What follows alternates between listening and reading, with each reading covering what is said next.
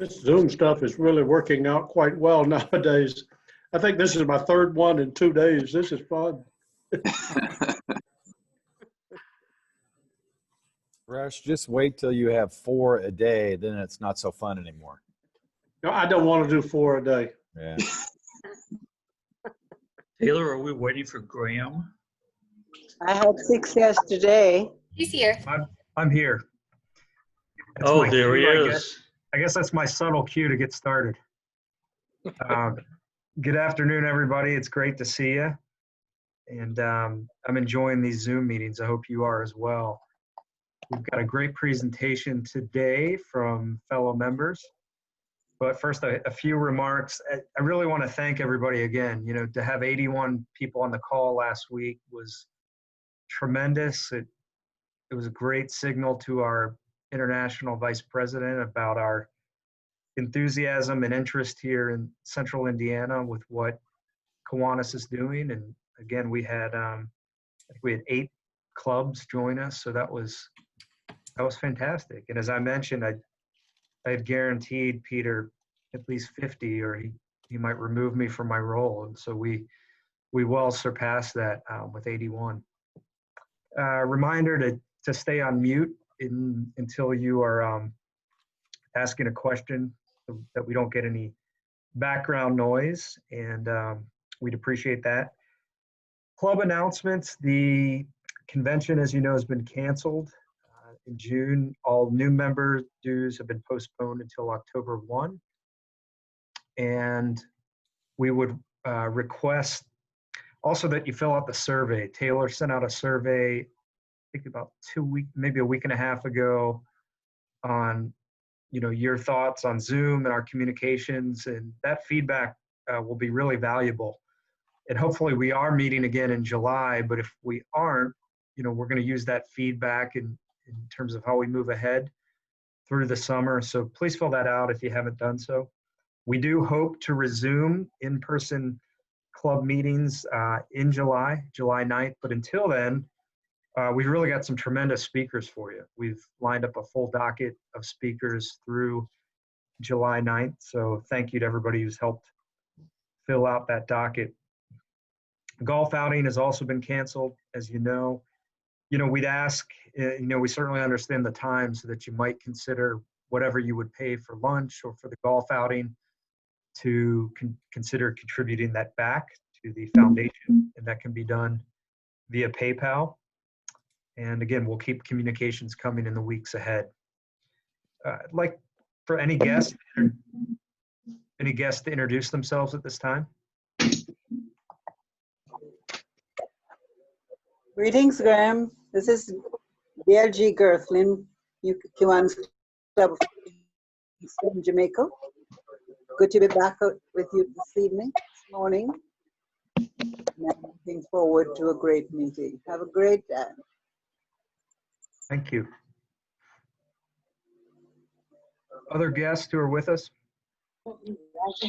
Good morning. This is Anne-Marie Mitu, Kiwanis Club of New Kingston in Jamaica. It's a pleasure being with you. Look forward to an interesting discourse. Good morning. Morning. This is Sonia Liebert from the Kiwanis Club of New Kingston, Jamaica. It's nice to be with you this morning. Good morning.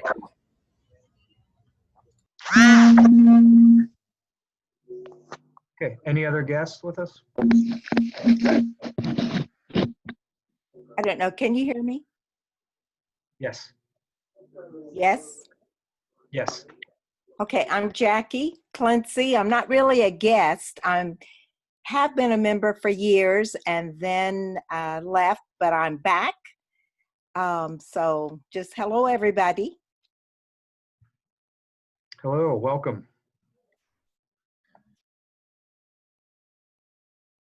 Okay, that's all our guests. Glad you're joining us. I have mixed emotions about our Jamaica contingent joining us. I'm glad to have you, but I think it's probably sunny and 85 down there, and you're looking at the beach, and I'm looking at a monsoon outside of my window. So that makes it difficult. So we'll live vicariously through you today with your weather.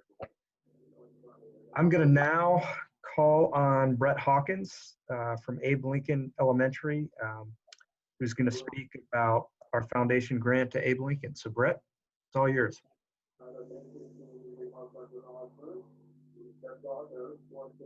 All right. Well, good morning. Thank you again so much again for the grant. I really appreciate it. I was just telling another member, it's been an unusual end of the year, but just to give you a little background on me, I'm finished my 5th year of elementary music at Abraham Lincoln, which is kind of off Meridian and Epler or Thompson Road area within Perry Township. Absolutely love what I do. Very supportive admin, serve almost 800 students from, we used to be a K-5 school, but now we're 1 to 5, just with some enrollment growth stuff. So if you don't remember, I was kindly able to get a grant for 4 new xylophones for my school music program. And I actually have one that I brought home. This is a soprano xylophone. So I'm going to show you just a little bit in just a minute. But there's so many things that you can do with this. You know, you can teach kids to accompany simple songs using bass notes. You can have them play songs that they learn through singing first, and then they can put it on the instrument. You can have kids learn to improvise and make up their own patterns. So rather than talk your ear off on this, let me see if I can switch the angle and just show you for a minute. And hey, Taylor, you said I have about 5 minutes, correct? Yeah, that would be fine. Oh, okay, that's fine. I just had that in my head. So this is a soprano xylophone. So basically lowest pitch here, highest pitch up here. So what I like to do in 1st grade is just get them to do something called instrument exploration, where they explore sounds on the instrument. So really quick, we might take a poem like Hickory Dickory Dock, and the part that goes, the mouse ran up the clock, they might run up the clock. Doesn't matter what pitch, they're just getting a feel for it. And then the mouse ran down, something like that. Another poem I might use, sorry if you can't see my face completely, is Jack and Jill went up the hill and Jack fell down. Similar idea, you know, you explore going up and down the instrument. Another thing that I really like is you can do something called a glissando, where you just slide the mallet, and so the kids can experience that as well. So then another thing that my students have done is we might accompany simple folk songs with a pattern like this. It's just something simple and repetitive, but it gets them making music in a really quick way.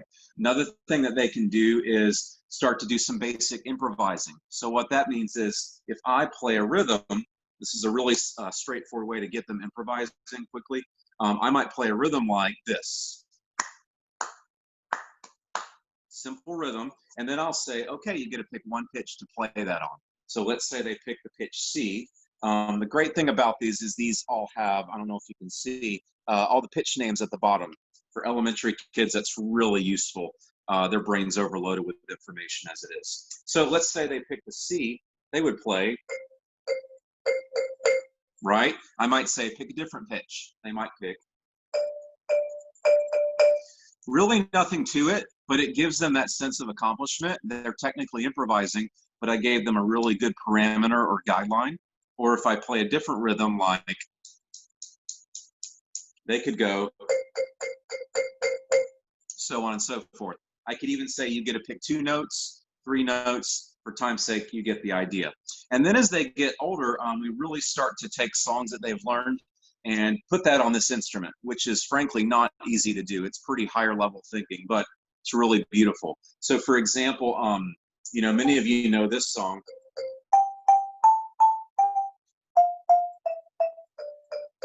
Twinkle, Twinkle, right? That's just one example. The kids have the song really ingrained in their minds, in their vocal cords, and then eventually we put it on the instrument. Another thing that we do is we play arrangements using these instruments. So it's not just one part like a melody. I might have you guys seen on Facebook, they've been posting these split screen videos where they have different parts going on?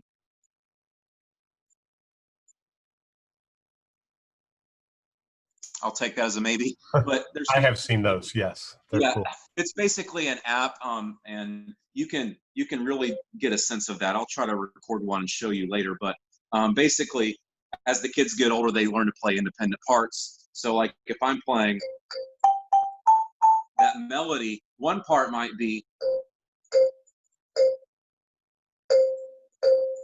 and that just goes through the whole song. It's not the melody per se, but it is an independent part. So basically you start to add that. And then finally, when they get to 5th grade, I incorporate ukuleles, which is a great challenge for them. And then we start to get into like harmonies and chords. And so they might learn to play bass notes like C to G, and then to F. And then they can make connections to all this popular music, which kids are really obsessed with now. So I incorporate a little bit of pop music as well in their music education. So I said that quick just to be mindful of time, but I want to thank you so much. I'm going to switch the angle here. I want to thank you again so much for the grant. It was really, really appreciated. And give me just a second, my video left. I will definitely be implementing it as soon as we can get back in the classroom. And even if I'm not able to, I've been recording a lot of videos, like I said, where I'm incorporating the xylophone. So I really, really appreciate it. And so my admin wanted to say thank you as well. All right, thank you, Brett. We appreciate the good work you're doing and the community impact that you're making as well. It is now my pleasure to turn it over to our presenters, plural, this week, and we are really pleased that they are from our club. They're 3 terrific members that we have. We're going to let them present, and then we'll take questions from our audience here. But pleased to turn this over to Mike Halstead, Jason Burk, and to David Young, who are going to speak about architecture and historic preservation here in Indianapolis. So, gentlemen, it's all yours. Thank you, President Graham. Just a quick introduction of what we're going to talk about today. We're going to focus on historic preservation in architecture. And Jason is going to take you through a website portal that you can do your own historic research if you would like on your house or your office building or any building that you might be interested in. It's a really easy tool to do research and find out about the history of your site and how it's progressed over the last 100 to 140 years. And then David is going to take us through a project that he's been fortunate to work on. I think David said it's been over the last 1.5 years, 2 years. And it's the basketball gym that was in the movie Hoosiers.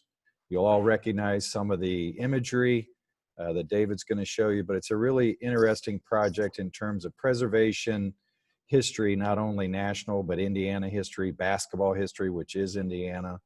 And we just thought you'd get a big kick out of seeing the pictures, historic photographs, David's drawings, all the design work, and some intricacies of working on a preservation project of that complexity.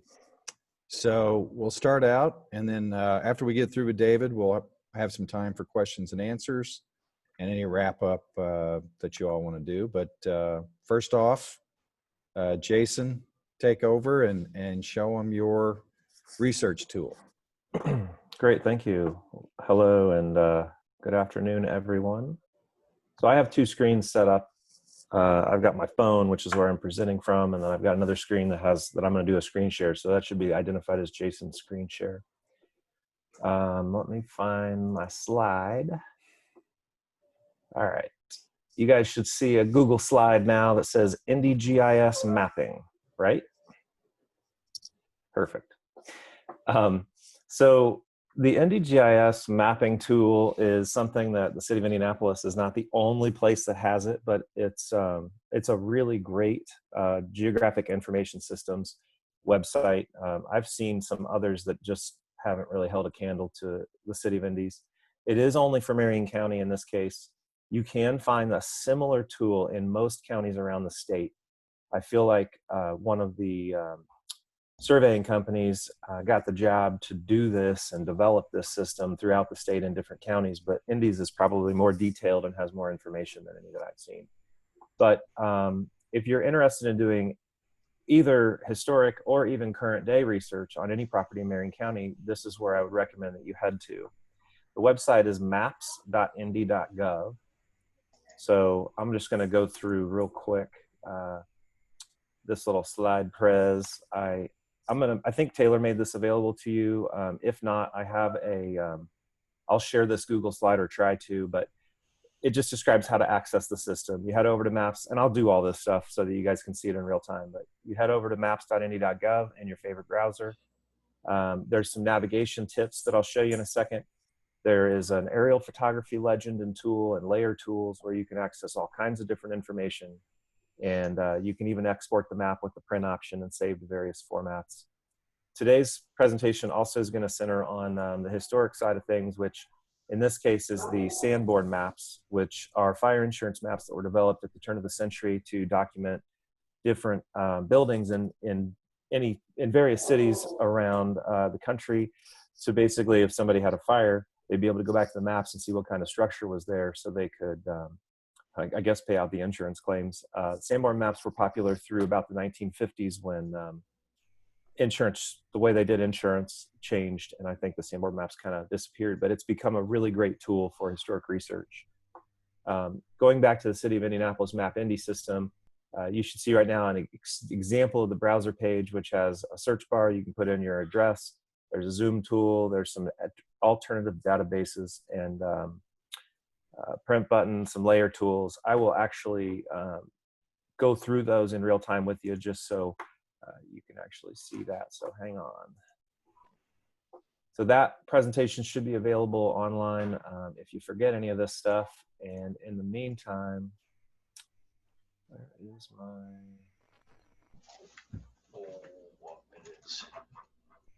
let me stop doing that. Okay.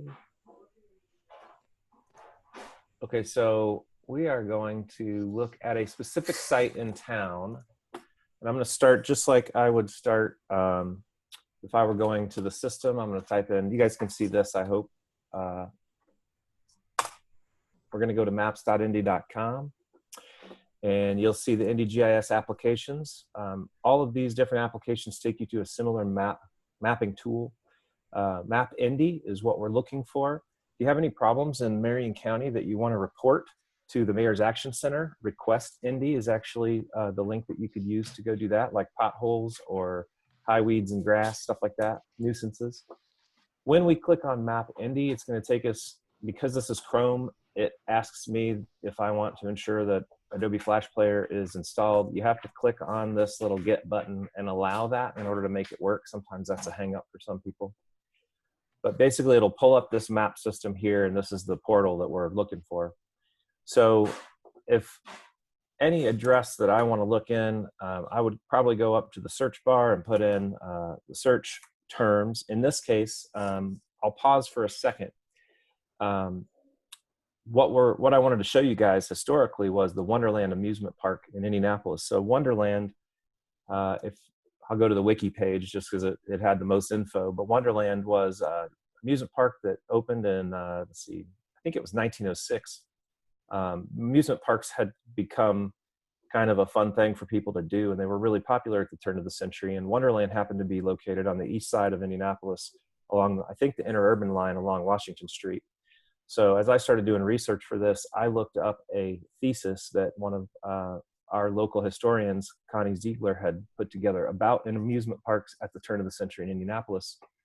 And she had a really great, if I can find it, she had a really great, sorry, I'm trying to look under my phone, a great opening about this park. She says in the beginning of her thesis, in May 1906, Wonderland Amusement Park opened its gates on East Washington Street in Indianapolis to reveal its 125-foot tall electric tower, a treetop scenic railway, and dozens of other thrilling and fantastical attractions. Indianapolis now had a Coney Island of its own, even more amazing by the end of the month. 2 more Coney Island-style amusement parks had opened in the city, and her thesis examines the Wonderland Amusement Park, the White City Amusement Park, and Riverside Amusement Park and their impacts on the city of Indianapolis at the turn of the century. So it was really a popular thing, and here is an image of the reflecting pool. I think this was the slide that they had. What do they call it? Shoot the Chutes is what it was called. And I found this on the maps, and we're going to look at that here in a second historically to see where it was. But so Wonderland was around 3100 East Washington, which when you go back to the GIS system, you just type in the address there and hit the locate button, and it kind of zooms me in, puts a little pin there. There's a number of options that I can do here. So right now what I'm looking at is a current city map of 3100 West Washington Street, which is at the corner of Washington and Gray Street. If I go over here to the zoom tool, I can zoom all the way in and get down to about this level of detail, which gives me pretty close-up detail. If I head over to the right-hand side of the screen and click on streets, I don't even have to click on it. I hover over streets and aerials, I can change the transparency of the map from the kind of regular map to the aerial photography, which is really where I like to work from. And then on the, just to the left of that is a more button. So if you hover over that and open up this property box, you can start to populate various elements from the GIS. So the GIS is graphical information or geographic information system. So it has unit address points, contour lines for topography, which is frankly actually pretty accurate. It's got manhole locations, both sanitary and storm. It has buildings and right-of-way and parcel lines. So you start to see that you can find a lot of different information. And as you click on these elements, it populates the map. And if you're looking for a particular site, which we are, and I've already looked at it, it's this site right here. This happens to be currently the site, or the former site of the PR Mallory building, which was a battery manufacturing facility we've worked on, Halstead Architects has worked on actually. It's going to be the Purdue Polytechnic Institute here in the next couple of years whenever the project is finished. But its history is kind of fascinating because when I went there, I had no idea this is where Wonderland was, and come to find out, this was the site. So like I was saying, so you can populate the map with all this extra data. We can go over here to streets and aerials and actually go back in time with whatever aerial photography the city's taken, and you'll notice 2019 is that's pretty recent. It goes every year back to about 2007. Which is really fantastic for doing any recent research. It also goes all the way back to 1937. So this is aerial photography. So this particular site happens to be shown up on the aerial photography, and you can see it's pretty pixelated and pretty terrible. And if I want to turn off these layers, I can actually click on the top property button and everything disappears. But if I wanted to still have an orientation of some streets, I could leave those on. I'm going to turn them off for now. But you'll see as you go through the years, here's 1941. I'd have to zoom way out to even see what that is. But it gives you an idea that there was a building there, which is sometimes important for us doing architectural research. 1956. This is a good site because it actually has aerial data for almost every year. Many sites won't be covered in certain years, and you might get a blank spot where there's no map or no aerial data. That happens occasionally.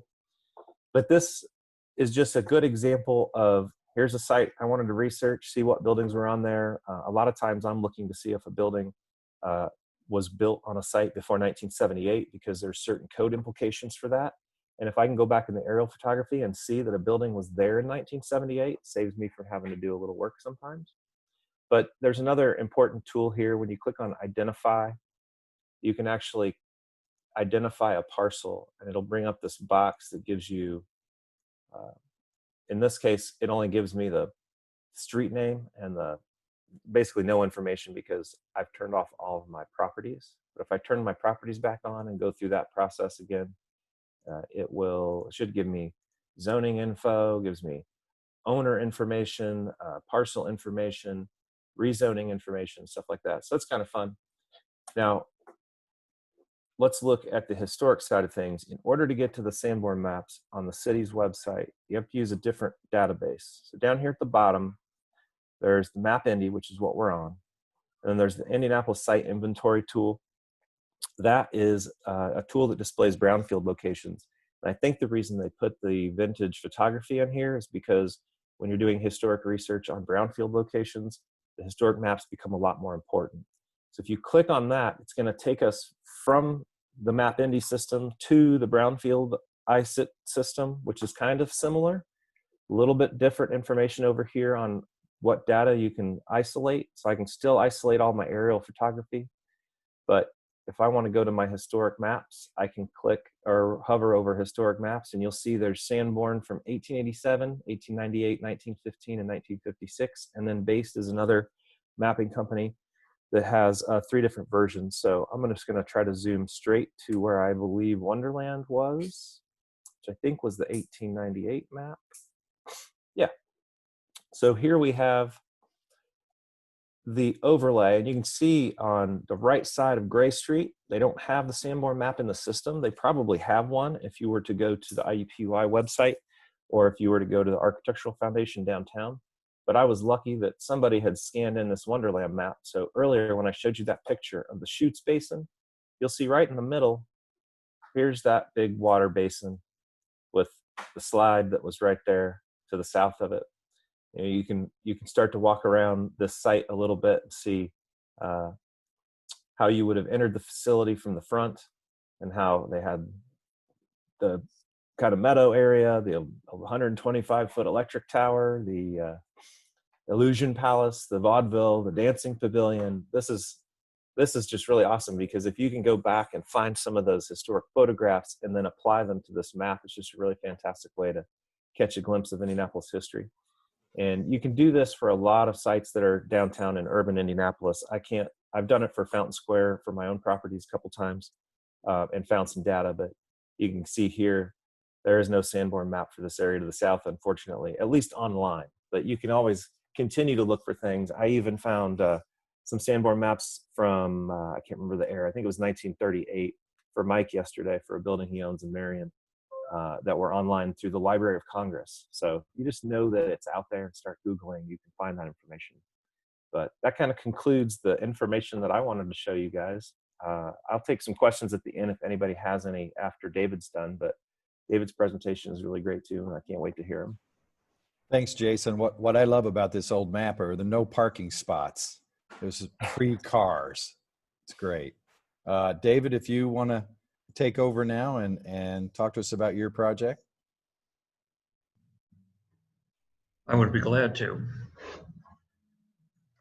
Many of you know me. I'm David Young. I'm an architect, project manager, and also director of architecture for Brenner Design in Indianapolis. And I've had the good fortune to work on a number of historic preservation projects dating back 190 years. I picked up this passion when I spent my senior year of college in Europe.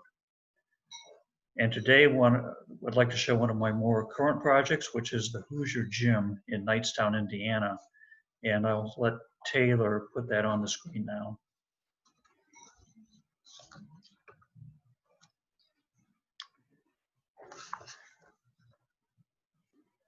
I've got to unmute myself right here. I'm unmuted. All right.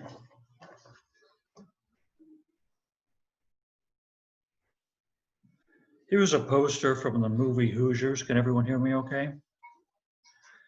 The 1986 widely acclaimed movie starring Gene Hackman, Barbara Hershey, and Dennis Hopper.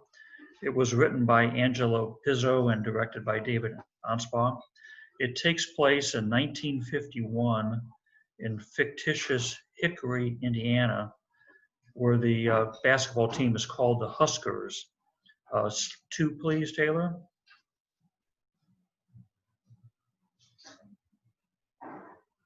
The movie was shot entirely in Indiana, much of it around Richmond. The Hickory Husker home gym was portrayed by the Knightstown Academy Gym, built in 1921. And this is, of course, that gym. 3, Taylor. It was used by the high school up until 1966, when a new high school was built. It was then used as an elementary school gym until it was discovered by the filmmakers. The home locker room in the movie is also in the Knightstown Gym under the stage.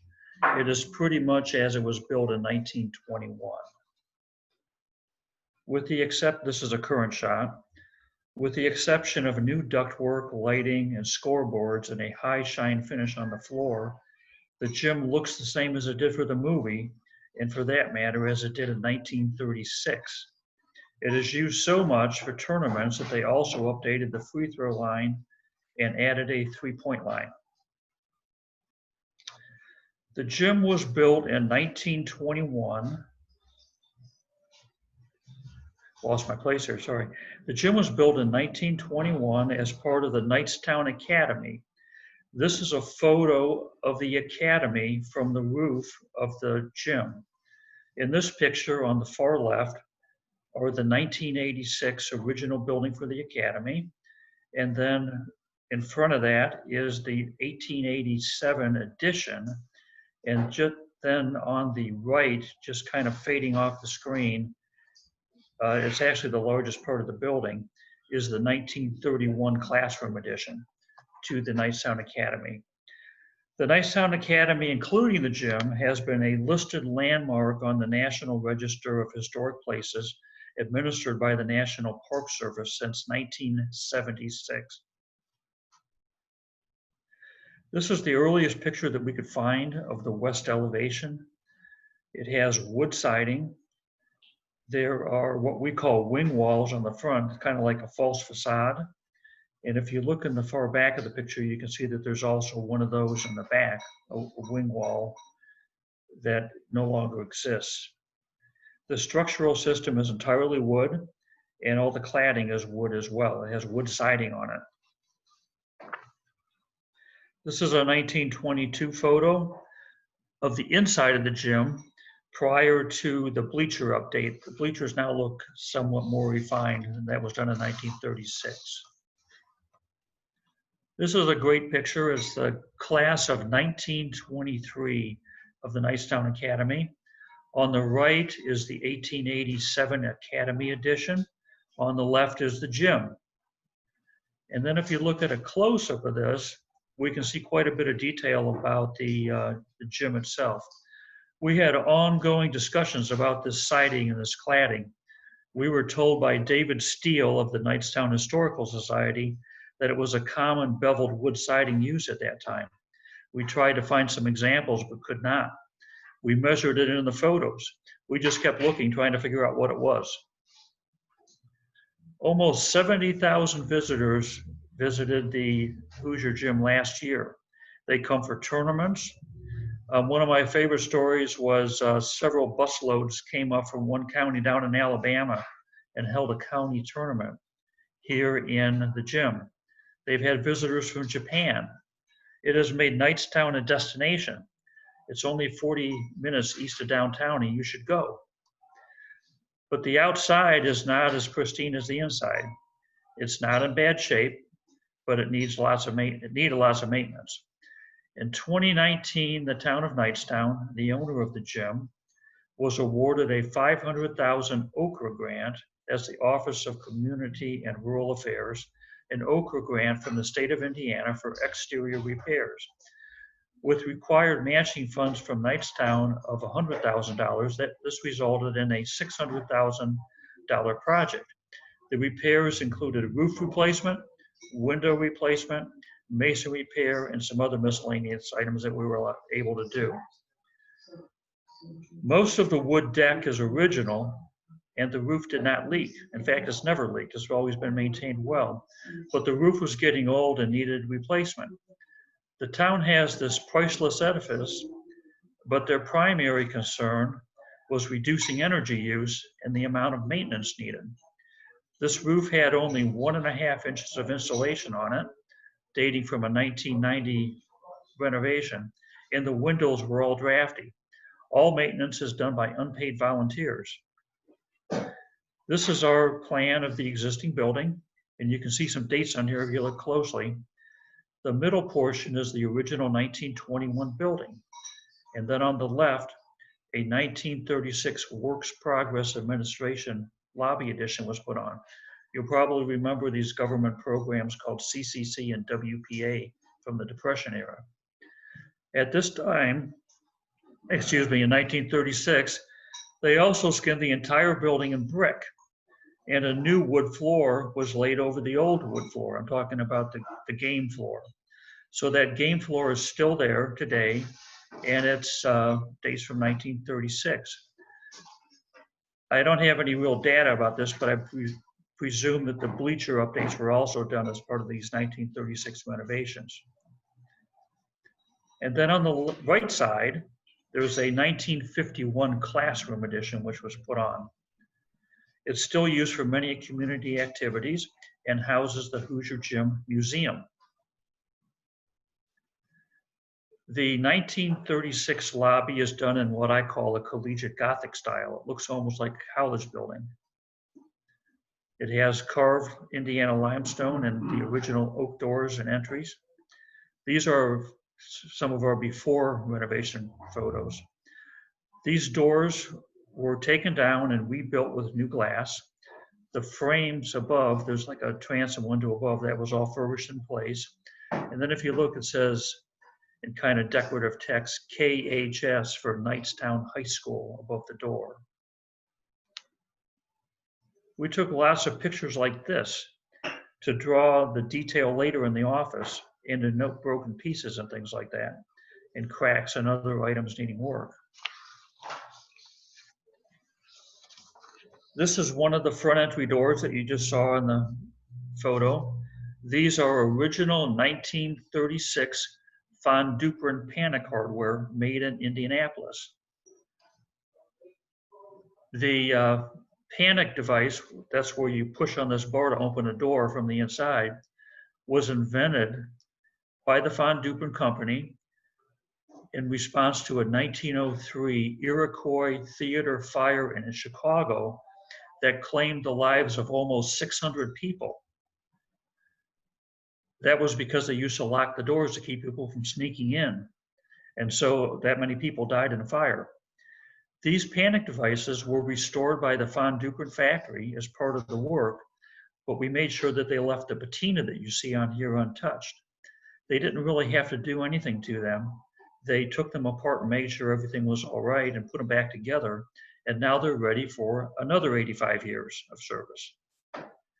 We took lots of pictures like this too, because you can't just really measure everything in sight and draw it. So you take pictures with tape measures in, and then you can figure out later when you get back in the office. This next shot is the inside of the 1936 lobby. That's what's inside those doors. And this box in the front here is the ticket sales office. And there's kind of a funny story about that, because the lady who was talked into manning that ticket office during the, I'm going to say the 1950s, and the tailor's got their hand going there. That door there is how you get into the ticket office, and there's a hole in the door because she agreed to man this office if she could watch her son play during the games. Now we have a photograph of the south elevation, and these double windows up above are all replaced. The door on the lower right was also replaced. You see it's kind of rusty. Gutters and downspouts up above are all not in yet, but they're being replaced as well. Here's a close-up of one of those windows, and the wood trim around the outside is the original 1921 wood. The wood in the middle is also 1921. The double windows were replaced themselves in about 1990. And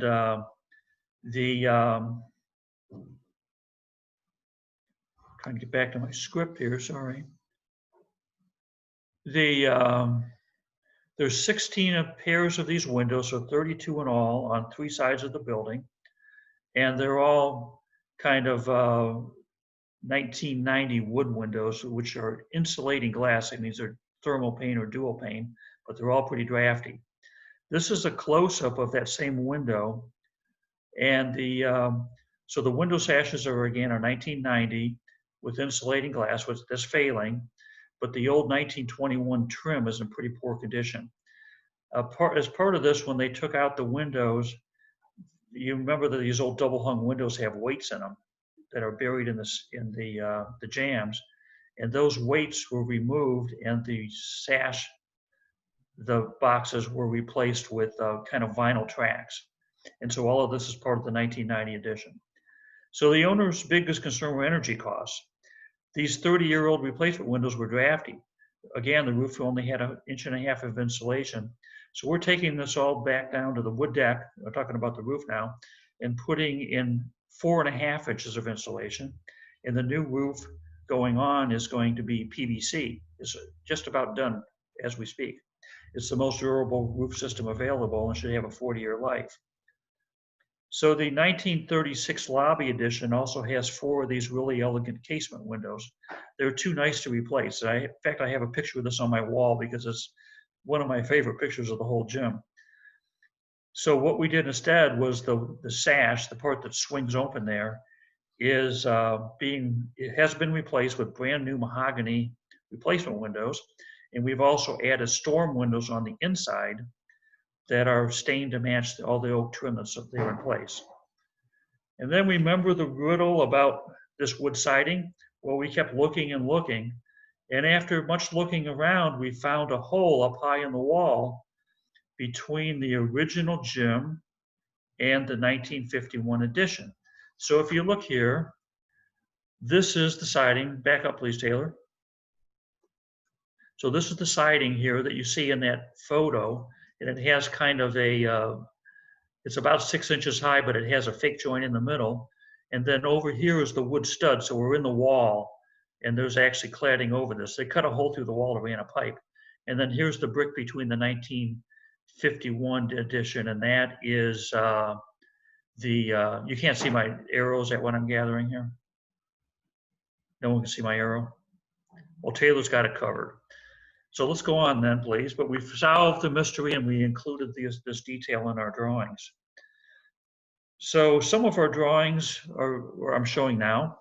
This is the demolition drawing of the west elevation. This is a drawing that shows what needs to come off in order to do the work. And so like if you look on the upper right, no, you can't see my arrow, right? On the upper left and right here, there's a part noted 13. That's where we are taking the brick off entirely because the wall was kind of falling apart there. Where she's pointing is over the window head there. So in both of those portions with the triangles and squares in them, we're taking the brick off completely and rebuilding it. We did not really need much new brick because the brick is in pretty good shape, and so we just took it down, salvaged it, and put it back up for the most part. If we look at the next line, at the next elevation, this is our elevation of what we're putting back in. And maybe Taylor can zoom in here because it doesn't read very well on the screen. But what we have drawn here pretty heavy is the coursing. And any place that we show the coursing here, the mortar is supposed to be completely cut out, including the vertical head joints, and then the mortar replaced. Of course, they had to do some more than what we show, but these are the areas where all of the mortar has to be removed, about 3/4 of an inch deep, and then you put it back in. You also see on here a couple of spots where limestone trim has been blacked in.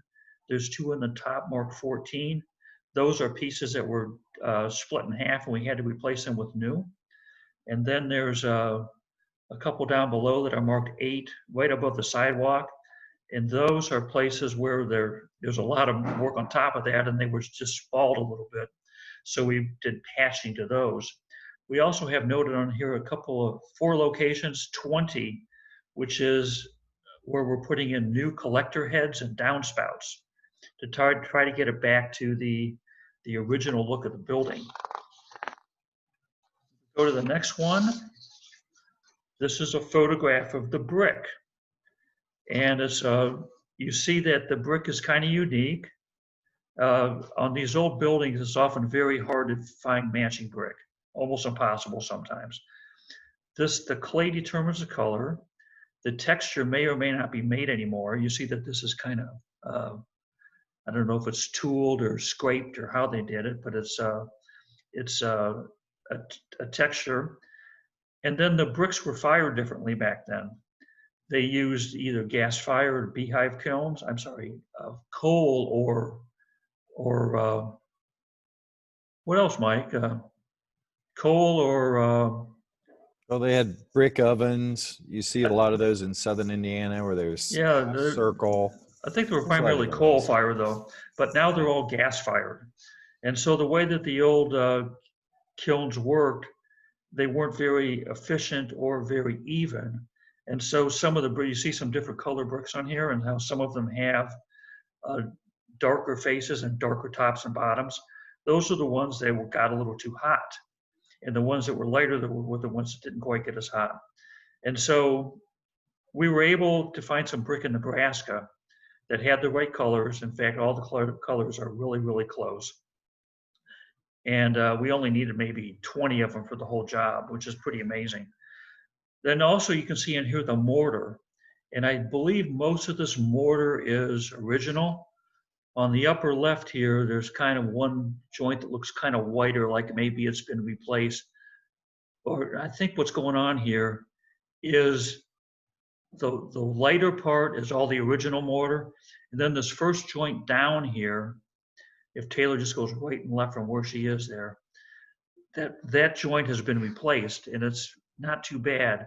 But all of the really white stuff with the river sand in it and kind of grainy, that's the original mortar. And what we found was that the original mortar was all still in pretty good shape, and where we had to do work was where the mortar had already been replaced once. Maybe it got a lot of rain on it and got some freeze-thaw action or something, but the mortar that had been worked on in the last 50 years or so had to come out and get all replaced, but most of the mortar that was original was still holding up quite well. So here's coming up is our north and south elevations, and it's kind of the same thing. You can see all the lines all over here, and these are where the coursing is drawn in, and all that mortar had to be cut out completely. We had all these little notes all over here, and I won't go over them. This is just kind of an idea of how we do it. Then this next shot is our window jamb details. And on the left is our assumption based on our research and historical documents of what we think the jambs look like. The trim on the outside and the trim on the inside were new. I'm sorry, we're still there. And some of the other items were still there, but those sash weights were gone. The window sash themselves were gone, and most of these little pieces of trim and thing were all gone because they'd been replaced in 1990. And then on the right is what we're putting back in. And you see it's a modern window. It's wood, but it's clad with aluminum. The outside is has a 20-year finish on it. And all of this is reviewed by the State Historic Preservation Architect because it's a landmark building. And also on this job, we have Indiana Landmark. Well, Indiana Landmarks is a private organization, and it's the largest of its kind in the country. But they had covenants on this building, and so therefore, Indiana Landmarks reviewed all of our documents and gave approval for it as well. And so you see that on the old windows, there's just a single layer of 1/4-inch glass in there. But on the right side, we have thinner glass, but it is about 3/4 of an inch thick, and it has a vacuum in between the two layers. Typically, that's called thermopane in the residential market. We call it insulating glass or double glazing. And then on the inside, which is on the right side of either of these drawings, there's a big piece of casing trim on there. And we pulled that off and we used it. And then on the right side is probably hard to see, but on the new trim, I want to point out a couple of things about that. One, if you look real close, you'll see that it's not quite as deep. That's because of the trim on the left, and this is the trim that has kind of the, I'm going to say oval curve, I think, on it. It is 1 5/8 inches deep. And anyone who knows anything about woodworking knows that wood trim comes in 1 by, which is 3/4, 2 by, which is 1 1/2 inches, and then the next size up is sometimes 3 by, but not too often, but next is 4 by, which is 3 1/2 inches. And so if we made this trim exactly 1 5/8 inches like the original was, we'd have to buy a 2 by piece of wood, cut it down, and throw away most of it. And so we proposed to the State Historic Preservation Office and also to Indiana Landmarks that we make it slightly undersized so we could afford to do it. You'll also note that on the right side it says exterior synthetic trim milled to match existing. It says 2x, that means it's 1.5 inches. Exterior synthetic trim. And we were proposing using a product called Boral, which is made out of fly ash and other materials, but is pretty much bulletproof and would last forever. However, although the State Historic Preservation Office said it was fine, and the National Park Service says this material is fine, the Indiana Landmarks Office, who again has review and approval of this project, said no dice, you have to use real wood. So after lots of searching, we ended up using white oak. So it's going to be really built here. So all this trim has been replicated and installed in white oak. And then if we go to the next one, I'm almost done here. This is our detail of how the roof comes down and ends in the gutter. You see that we have another, I think it says new 1x exterior synthetic trim. That's going back on in white oak. It's not on yet. We're putting on new kind of historical looking gutters. We don't really have any good pictures of what they look like. But from that picture of all the students, we could see that there was a 4-inch round gutter. I'm sorry, a downspout. We're putting it back in and corrugated, although we think the original was actually completely round because corrugated is more durable with freezing and thawing. And then you see on this drawing that you have 2 pieces of 2x blocking stacked up on the edge of the wood. That's 3 inches thick. And then it says 3-inch rigid insulation. And we took an alternate bid for 4.5 inches of insulation. So this is actually 50% thicker than what you see here. An alternate bid is what we do when we have to come in under budget, because again, we had a budget on this project. They had $600,000 to spend, but that included all the fees and engineering, architecture fees and everything. And we came in, as I recall, we had about 8 alternates. We were able to take all of them, and one of them was to go to 4.5 inches of roof. So we added another piece of blocking on the edge, and then we have 3 times the insulation that they had before. And then if you go to a couple pictures here, this next picture is the roof going on about 2 weeks ago. And you see this PVC roof, which is bulletproof, is selected in a very dark gray color. It's actually darker than it looks here in this photo, to replicate the look of a build-up roof, which it must have been when the building was built.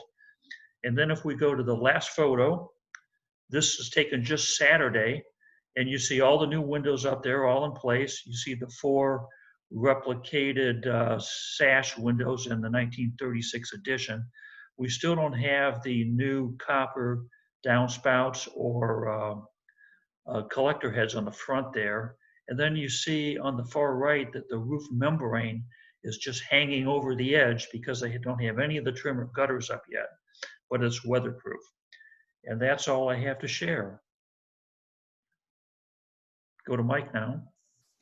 Thank you, David. We're at about 12:55. Graham, do we want to just open it up to questions now? I think we have a little bit of time for questions and answers. Mike, you had something to share as well, don't you? I think with the time, we could probably go right into questions and answers. I want to thank Jason and David for their presentation today, both of them, and all their time. One of you guys may know that N.P. Reeves and Doug Reeves both became chairman of the board of Hook Drugs, and they lived in Knightstown. So I'm curious of whether or not the Reeves Foundation was instrumental in this rehab. Do you know, Dave, or anybody? I guess I do know. I would say they were not instrumental because that all the money came from the state. The 500,000 Okra grant came from the state, and the 100,000 matching funds came from the city out of their budget. And what's happened is the town's become pretty profitable with all of the visitors, and they've got budget to spend on these things like this now, but they've had nothing 20 years ago. Another old Hook connection is that Jim Rogers, who was the VP of public relations for Hooks, I think was the founder of the Indiana Landmarks Society. I think you're right about that, Mark. He was, I remember him. He also led the Hooks Museum Yep. push, and he and Reed Williamson started Right. Indiana Landmarks, which Right. has Yeah. become a model for the nation and other historic groups, foundations, endowments. It was originally funded by a Lilly endowment and has since grown and prospered. And if you all recall, probably 9 months ago, the new executive director, Marsh Davis, came to our club and made a presentation. Yeah. And I think one of the things that David did talk about is just the complicated nature of getting all the design approvals. Oh. So on any preservation project, you have to please both Indiana DNR and National Park Service. But in this case, David had another layer, which is Indiana Landmarks, because they technically owned the building and had a covenant on the property. So he even had another layer, which, you know, just adds time, and they don't always agree. The three, even the National Park Service and Indiana DNR, to get them to agree on something is difficult enough. But then to add a third entity that has to approve the design is quite a challenge. So kudos to David for getting through that. I've got a question for Jason. I'm kind of fascinated that you have aerial photos of the Indianapolis area and so many others, I would guess, that go all the way back to 1936. Who was doing that, and under the auspices of what? I mean, were they private companies, or was it government oriented? Do you know? I don't. That's a really good question. When I started looking up the historic, like just the photography on the same system at this point, probably 15 years ago, it was, there wasn't as much on there. So they've been adding. So I can only assume that whatever's been declassified over time from the government or become available online, that they just continue to layer it. And the Indy GIS team has a user group that meets monthly that I've never been a part of, but it is an instrumental thing for me to have at my disposal as a design professional, especially. I probably use it every single week in some way, shape, or form. But yeah, I don't know to answer your question. I do know if anybody's interested in getting high-res digital aerial photos of Indianapolis and Marion County, that you can contact them. I don't know the info off the top of my head, but they will, you can purchase really high-resolution photography of areas, which we have done before for different projects. So all that stuff is really at your fingertips these days. Mary, I don't know if you can see the chat. Mary, I don't know if you can see the chat correspondence, but Mindy McCutcheon just sent a link to vintageaerial.com/photos. That is another option for old photographs. So Taylor, we might want to send that link out to everybody in the next newsletter. Yeah, the city used to contract on occasion to have the whole city aerial photographs done.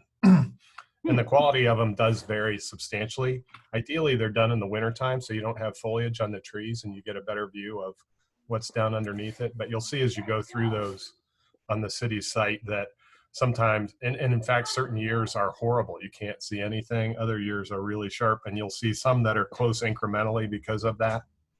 But we used to, before all the internet stuff, I used to have to go get printouts, film printouts.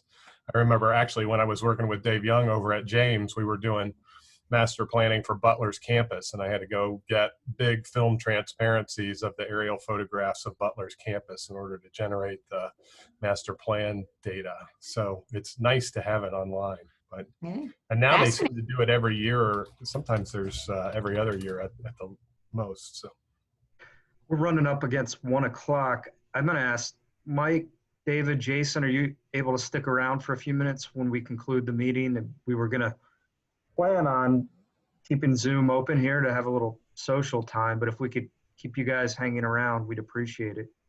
Sure, I could do that. I can do it too. Yeah. Okay.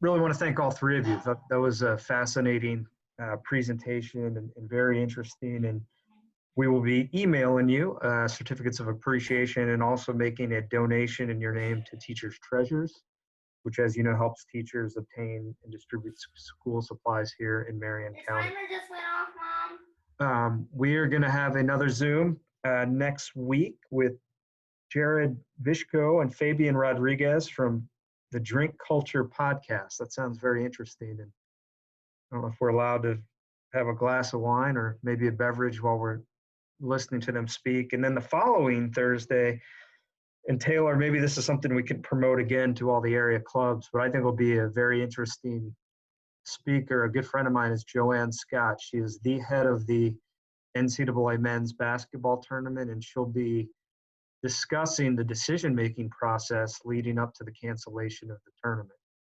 I think that'll be a very interesting presentation as well.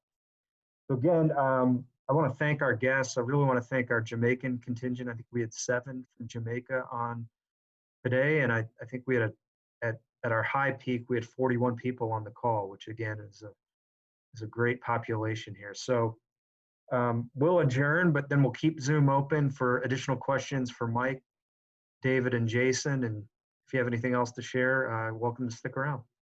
Thanks, everybody. Thanks, Graham. Stay safe, everyone. Bye now. Bye-bye. Thank you.